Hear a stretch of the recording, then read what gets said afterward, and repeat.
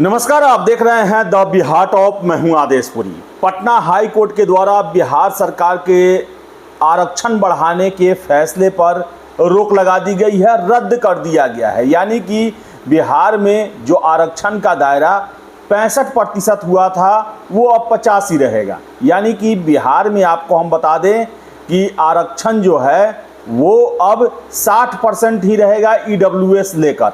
ऐसे में बहुत सारे छात्रों का ये पूछना है कि जो परीक्षा में आरक्षण का दायरा बढ़ाया गया है क्या वो लागू रहेगा आगे जो होने वाली भर्तियां हैं, क्योंकि बता दें आपको अगले 3 महीने में बिहार में 2 लाख के आसपास भर्तियां होने वाली है और इसमें इस आरक्षण के फॉर्मूला को अपनाया जाना था। इसका क्या होगा तो बता दें आपको हम कि जिन परीक्षाओं में ये 65% आरक्षण का फॉर्मूला अपनाया जा रहा था या फिर उसके हिसाब से फॉर्म फिलअप हुए होंगे उनमें ये दायरा अब खत्म हो जाएगा। फिर से बता दें, जब तक इस मामले पर हाई कोर्ट की अनुमति नहीं मिलती है या फिर सुप्रीम कोर्ट इस फैसले पर, हाई कोर्ट के रद्द वाले फैसले पर रोक नहीं लगाता, तब तक जो है वो 65% आरक्षण नहीं मिल पाएगा। वजह क्या है आपको बता दें कि याचिकाकर्ता के द्वारा जो है इसमें सबसे बड़ा वजह ये बताया गया कि भारत के संविधान में जो आरक्षण दिया गया है उसके 2 प्रमुख आधार हैं, सामाजिक और शैक्षणिक पिछड़ापन, जिसके आधार पर आरक्षण दिया जाता है। लेकिन बिहार में जातीय सर्वे होने के बाद आबादी के हिसाब से आरक्षण देने की बातें कही जा रही है। यानी कि बिहार में जो नारा चलता है जितनी जिनकी संख्या भारी उतनी हिस्सेदारी, उस पर हाई कोर्ट ने करारा प्रहार किया है और हाई कोर्ट का ये प्रहार जो है वो संविधान के उपबंधों के अनुसार है, क्योंकि संविधान में ये साफ साफ लिखा गया है कि सामाजिक और शैक्षणिक पिछड़ापन होने की वजह से ही उन तबकों को मुख्य धारा में लाने के लिए आरक्षण का प्रावधान किया जाएगा। आपको बता दें कि याचिकाकर्ता के द्वारा कहा गया कि ये संविधान के अनुच्छेद 15(1) और 16(1) का साफ साफ उल्लंघन है, क्योंकि इसमें साफ साफ कहा गया है कि आरक्षण जो है शैक्षणिक संस्थानों में या फिर नौकरियों में वो सामाजिक और शैक्षणिक पिछड़ेपन के कारण ही दिया जा सकता है, उसको लेकर ही सरकार दे सकती है। आपको बता दें कि बिहार में पिछले साल 2023 में जातीय सर्वे का काम पूरा किया गया। हालांकि केंद्र सरकार के द्वारा जो है इसकी पूरे देश में कराने की मांग को इग्नोर कर दिया गया और उस समय भी जातीय सर्वे रुकवाने के लिए हाई कोर्ट से लेकर सुप्रीम कोर्ट तक अनेकों याचिकाएं दायर हुई। बावजूद इसके कोर्ट ने हरी झंडी दी कि आप जातीय सर्वे कराएं, देखें कि किन जातियों की स्थिति, संख्या क्या है, उनका सामाजिक आधार क्या है, आर्थिक स्थिति क्या है, शैक्षणिक स्थिति क्या है।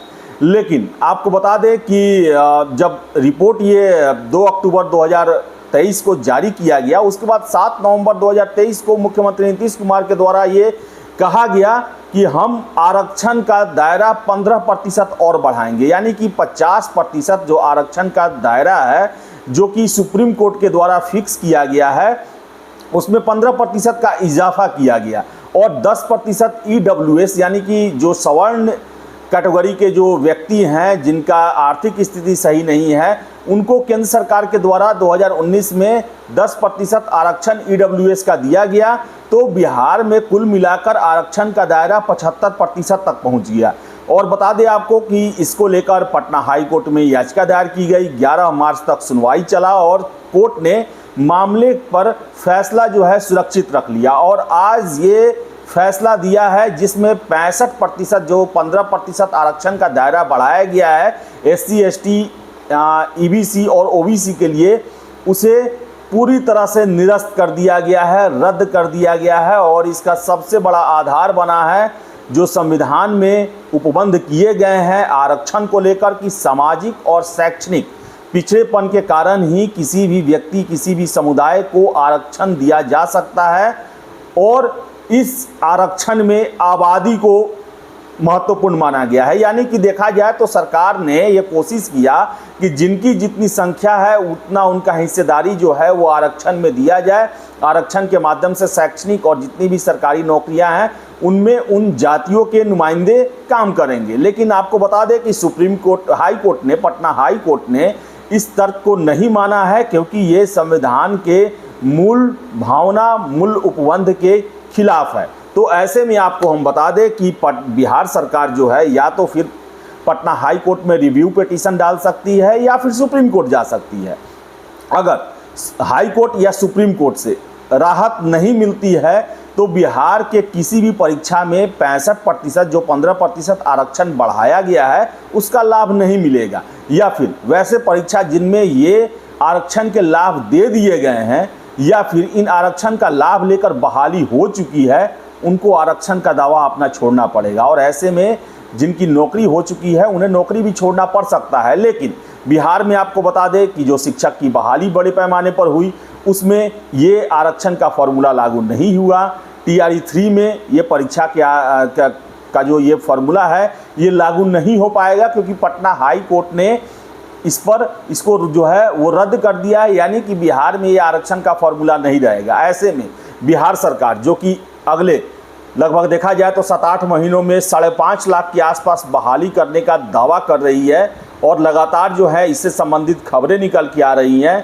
सरकार के बड़े बड़े नेताओं के द्वारा ये वादा किया जा रहा है कि हम 10 लाख सरकारी नौकरी देने के बाद ही विधानसभा चुनाव में वोट मांगने जाएंगे। तो ऐसे में अब सबसे बड़ा प्रश्न उठता है कि जातीय सर्वे कराने और उसके बाद 15% आरक्षण देने का आखिर क्या लाभ मिलेगा। सब 0 सन्नाटा हो गया, यानी कि अब जो है किसी परीक्षा में सरकार 65% यानी 15% बढ़ाकर आरक्षण का लाभ नहीं दे सकती है जब तक कि पटना हाई कोर्ट इस अपने फैसले को पलट न दे या फिर सुप्रीम कोर्ट इस फैसले को पलट न दे। लेकिन आपको बता दें कि अब कानूनी अड़चन लग गया है, पचड़े में फंस गया ये मामला और अब हाई कोर्ट, सुप्रीम कोर्ट और इसमें समय भी लग सकता है। और इस बीच जो बहालियां होंगी उनमें ये आरक्षण जो 65% दे रहा था यानी कुल आरक्षण का सीमा 75% होना था वो लागू नहीं हो पाएगा। तो देखिए बिहार सरकार आगे क्या करती है। जो भी अपडेट होगा हम आपको देते रहे हैं, आगे भी देंगे।